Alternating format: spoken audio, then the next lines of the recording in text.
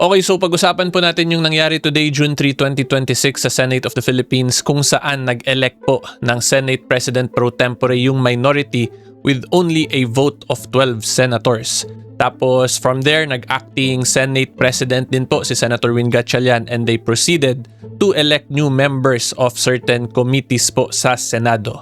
Okay, so ngayon po explain ko sa inyo number 1 kung ano yung posibleng legal effect ng ganung election considering 12 lang po yung senators present sa plenary kanina. Tapos pag-usapan din po natin or explain ko po sa inyo kung ano yung posibleng status talaga ng Senate leadership, kung whether or not si SP Cayetano pa ba talaga yung SP or si Senator Gatchalian na in an acting Senate President capacity. Okay, tapos i-discuss ko rin po kung ano kaya yung posibleng epekto naman sa Senate Blue Ribbon hearing, sa flood control hearing po tomorrow, June 4, 2026 because of this action na ginawa po ng Senate minority. And lastly po, explain ko din sa inyo yung personal position ko talaga as to this issue. Kung sino ba talaga ang mas kinakampihan ko, is it the majority block po ba ni SP Cayetano or is it the minority block po ba? Okay, so good day po to all of you, my fellow taong bayan at mga kasimor. At yan po ang discussion natin for today.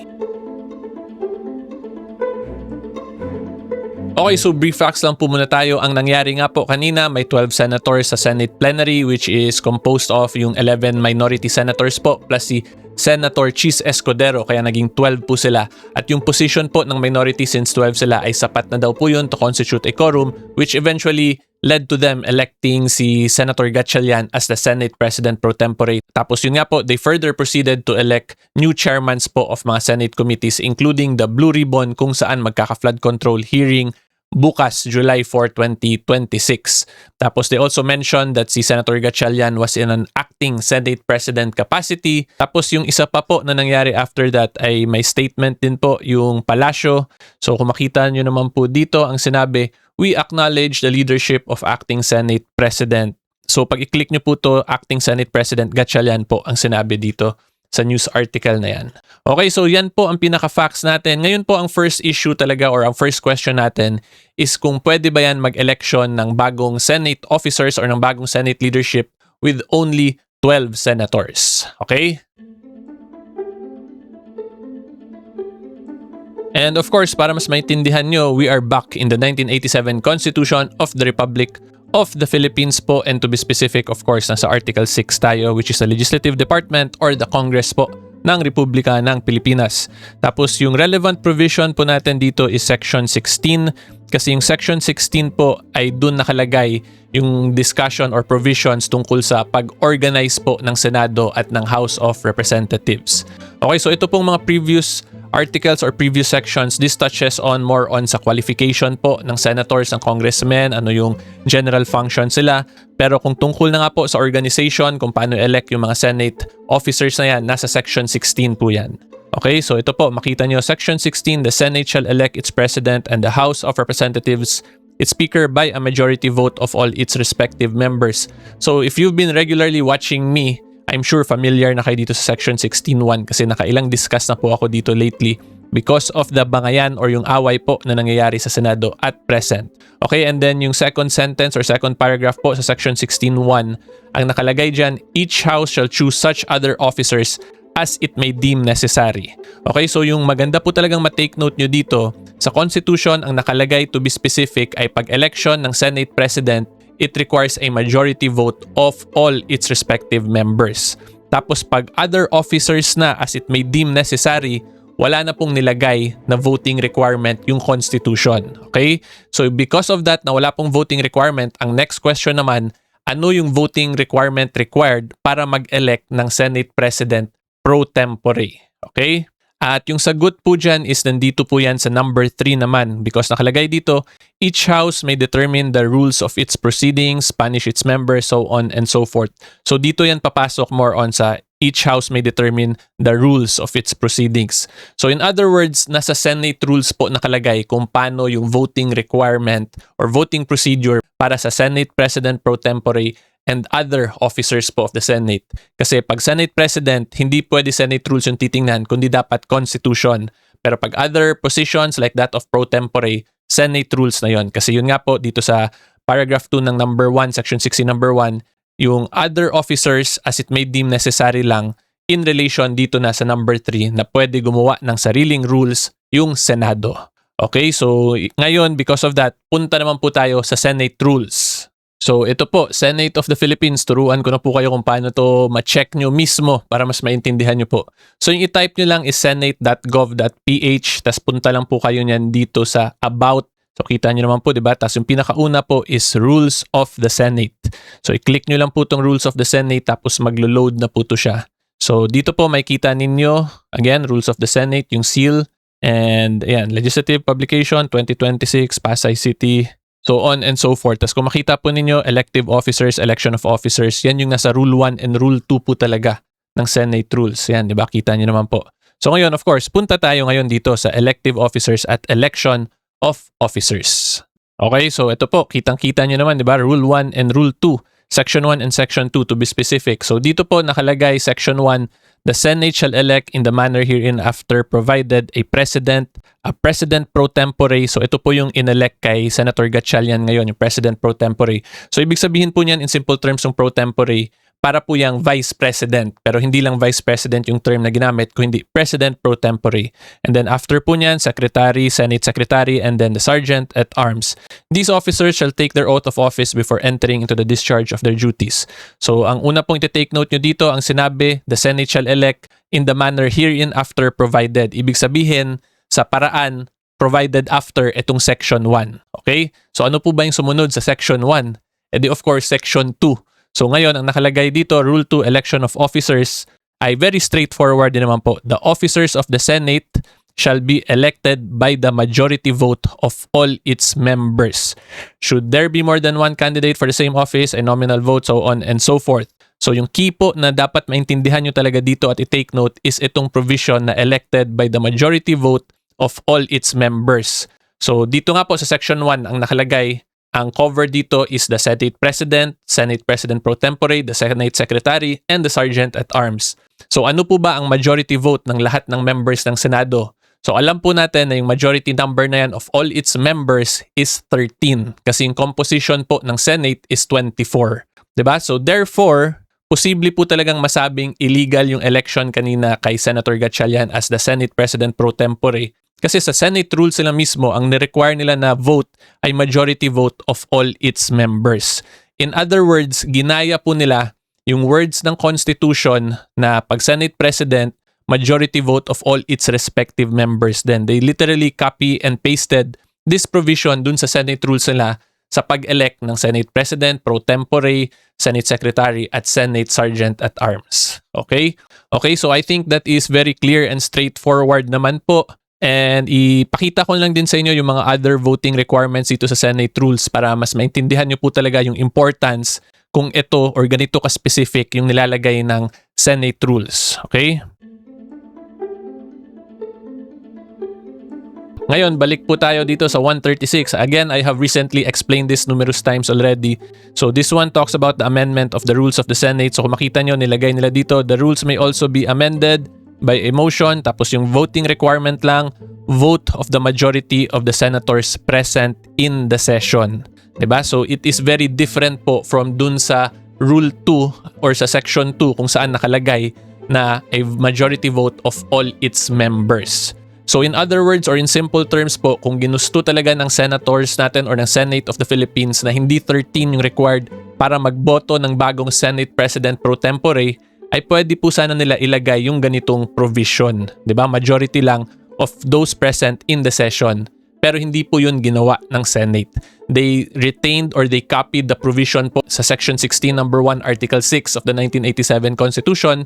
Therefore, 13 po ang required number of vote para mapalitan or mag-elect ng bagong Senate President pro tempore. Okay, so ngayon ang next question, because 12 lang po yung pag-elect kay Senator Gatchalian, ano po yung posibleng legal status ng election niya at yung mga subsequent na chairpersons na inelect din po sa iba't ibang committees?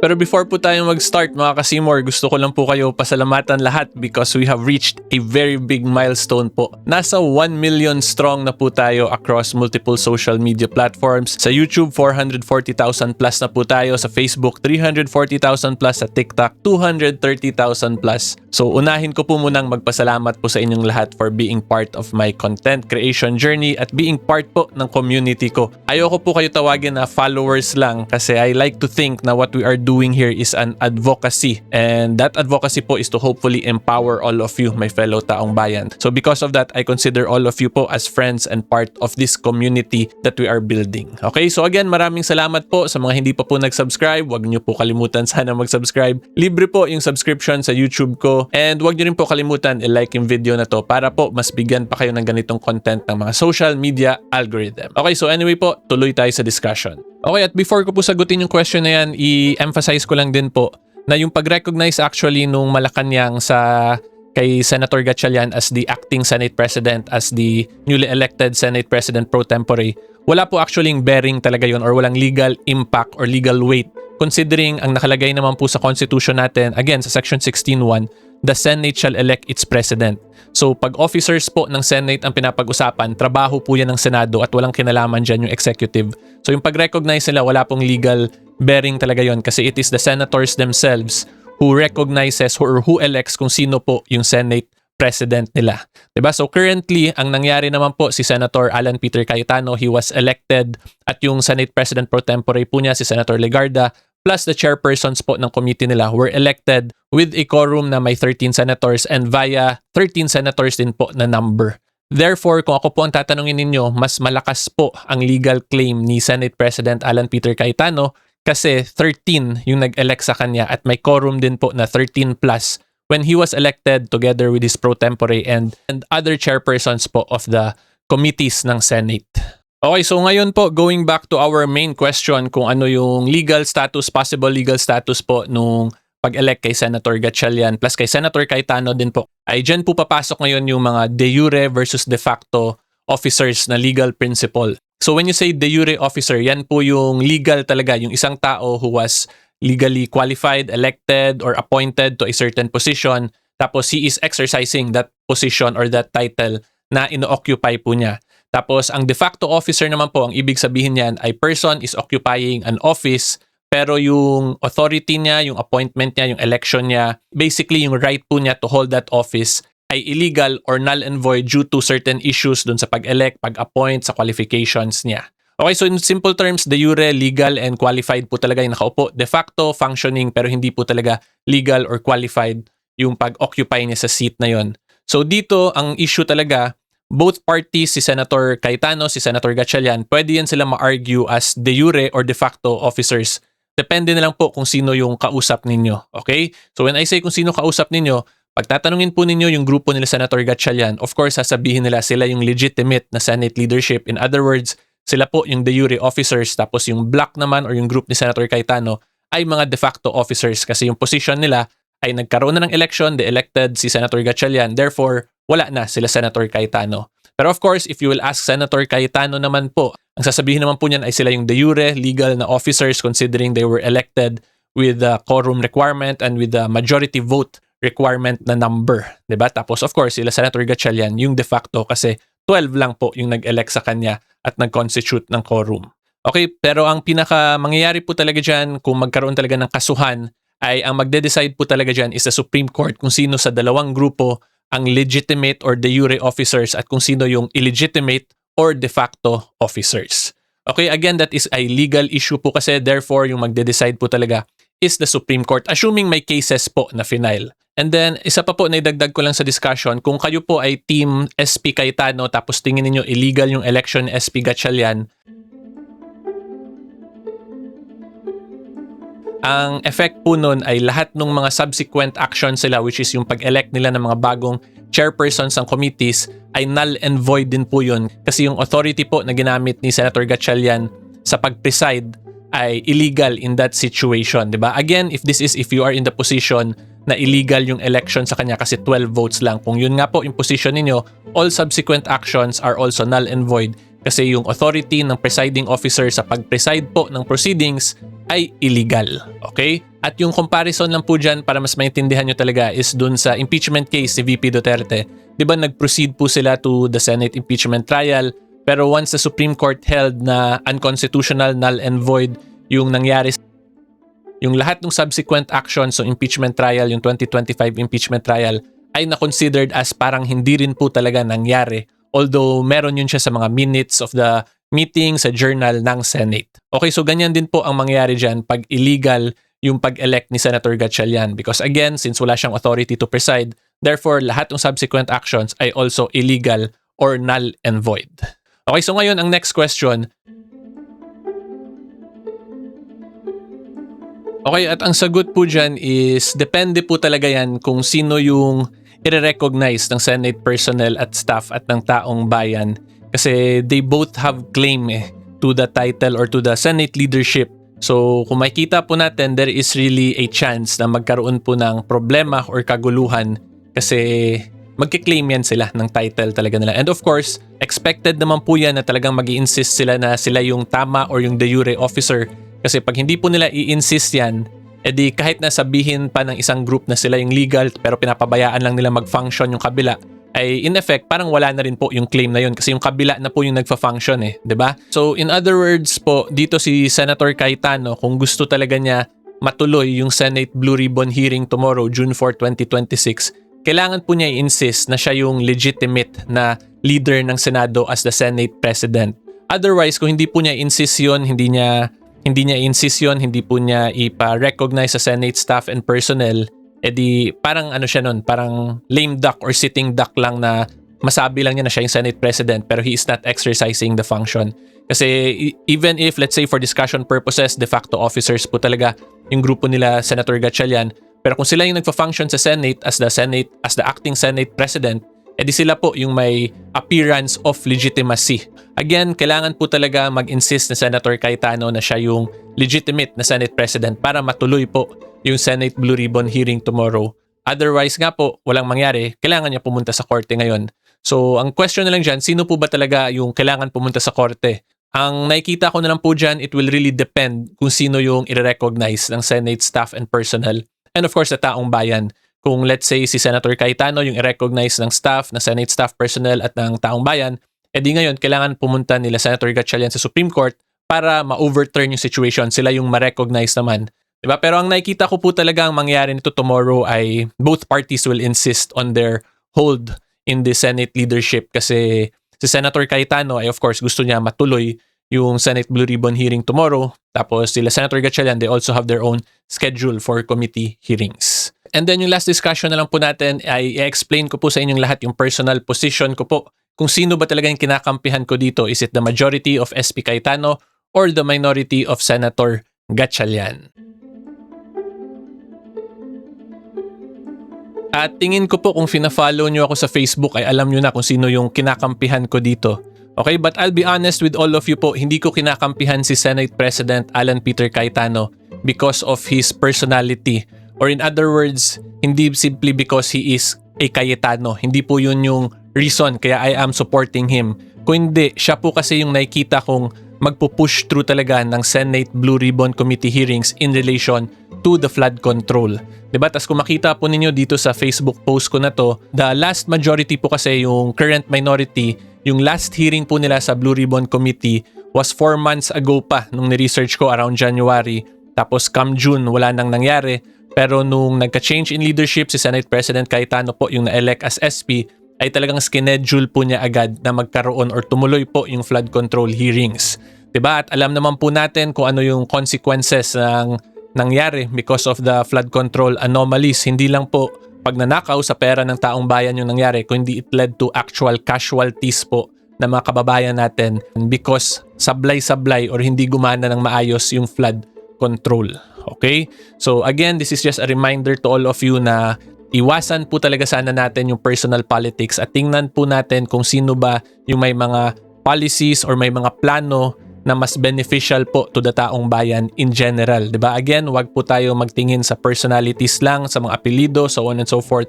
Suportahan po natin kung sino yung may planong para sa ikabubuti po talaga ng taong bayan. Okay, ganyan lang po yun. So since currently si Senate President Cayetano nga po yung magpupush for a Blue Ribbon hearing in relation flood control, syempre masusuportahan ko po siya kasi nabigyan na po natin ng chance yung current minority wala naman po silang ginawa. Yung ginawa lang nila, naglabas sila ng partial report tas gusto nila papirmahan sa senators.